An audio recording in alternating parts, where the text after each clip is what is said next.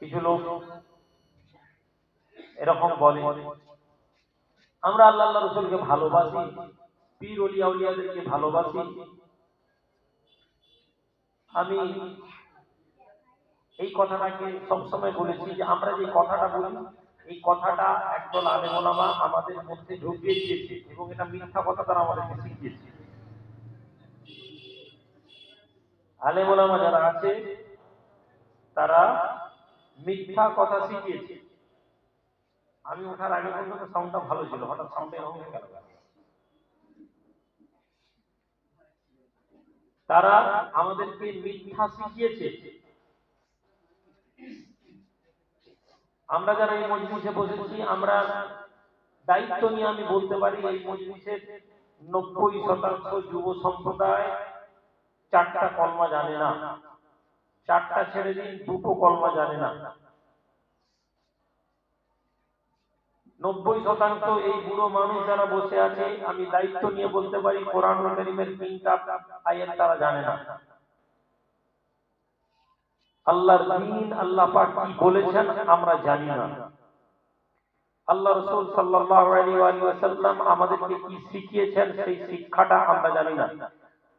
আমরা দাবি করি আমরা ঈমানদার।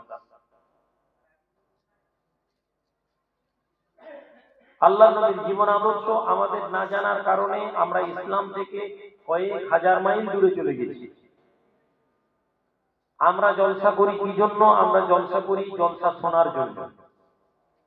আনন্দ ফুর্তি সুবহানাল্লাহ নারে তাকবীর যে বক্তা আমাদেরকে যত সুবহানাল্লাহ মজলিসের পড়াবে সেই বক্তা তত হিট। আপনি লক্ষ্য করে দেখবেন আমার কথা ভুল না। এই মজলিসকে কায়েম করা হয়েছিল দ্বীন জানার জন্য, ধর্ম জানার জন্য, ইসলাম জানার জন্য। এই মজলিস থেকে আমরা ধর্ম দ্বীন জানি না। আমরা ধর্ম এবং দ্বীনের নামে ওয়াজ শুনি, কিছু কিসসা কাহিনী এবং রাসূলের কিছু মুজিজার কথা আমাদেরকে শুধু শোনানো হয়। এটা ভালো কথা, এই কথা কোনো খারাপ কথা না, কিন্তু ধর্ম জানি না। আমাদের ইসলামের বুনিয়াদ কি আমাদেরকে যদি জিজ্ঞেস করা হয় আমরা বলতে পারবো না। ইসলামের 5টা বুনিয়াদ আমরা জানি না। এই কথা শুনলে আমাদেরকে ঘুম পাবে। এখন জলসায় আমি ছোটবেলায় আমি নিজেও আপনাদের মতন ছিলাম। আমি যখন বেশি জানতাম না, কোন একজন বক্তাকে আমার মনে আছে, তার জলসা আমাকে শুনতে খুব ভালো লাগলো। তিনি জলসা উঠে তখন বেদের মেয়ে জ্যোৎস্না বলে একটা সিনেমা বেরিয়েছিল, না নাটক বেরিয়েছিল কিছু একটা, আপনারা জানেন? বেদের মেয়ে জ্যোৎস্না। উনি উঠেই বেদের মেয়ের জ্যোৎস্না কথা শোনাতেন। এই বেদের মেয়ে জ্যোৎস্না দেখতে যাবে, এই বলে মজলিস শুরু করে হাসতো, আমিও হাসতাম, খুব ভালো লাগতো শুনতে। কিন্তু আলেম ওলামাদের কথা ভালো লাগতো না। কি বলছে? নামাজ পড়তে হবে, রোজা রাখতে হবে। আল্লাহ পাক রব্বুল আলামিন বলেন হাল ইয়াস্তাবি আল্লাযীনা ইয়ালামুনা ওয়াল্লাযীনা লা ইয়ালামুন। হে নবী আপনি জিজ্ঞেস করুন, আপনি বলুন তারা কি এক, তারা কি এক, তারা কি এক নাকি? যারা জানে আর যারা জানে না। ওই মুসলমান ছেলে এক হতে পারে না, ওই জওয়ান ছেলে এক হতে পারে না। যে জওয়ানরা ধর্ম জানে আর যে জওয়ানটি ধর্ম জানে না। ধর্ম জানতে গেলে আল্লাহ নবীর কথা মতে আপনাকে জানতে হবে। ধর্ম জানতে গেলে রাসূলুল্লাহর হুকুমটা আমাদেরকে জানতে হবে। জীবনকে শান্তিময় করতে গেলে ঈমানের অর্থ জানতে হবে।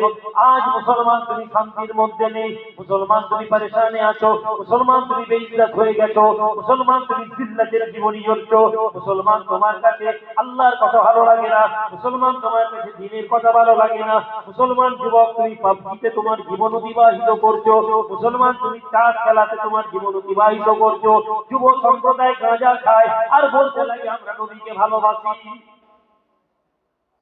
গাঁজা খাচ্ছে, মদ খাচ্ছে, বিড়ি খাচ্ছে আর বলছে আমরা নবীকে ভালোবাসি।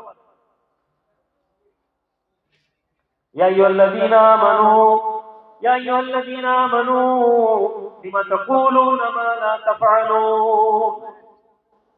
আল্লাহ পাকের কোরআন, আল্লাহর কোরআন কি বলে? ঈমানদারেরা, হে বিশ্বাসীরা, লিমা তাকুলুনা মা লা তাফআলুন, তোমরা ওই কথাগুলো কেন বলো যা তোমরা করো না। তোমাদেরকে যদি বলতে হয় ওই কথাগুলো তোমরা বলো যা তোমরা করতে থাকো। নবীকে ভালোবাসি মানে নবীকে অনুসরণ করতে হবে। আল্লাহ পাকের কোরআন বলে কুল ইন কুনতুম তুহিব্বুনাল্লাহ ফাত্তাবিউনি ইউহিব্বুকুমুল্লাহ।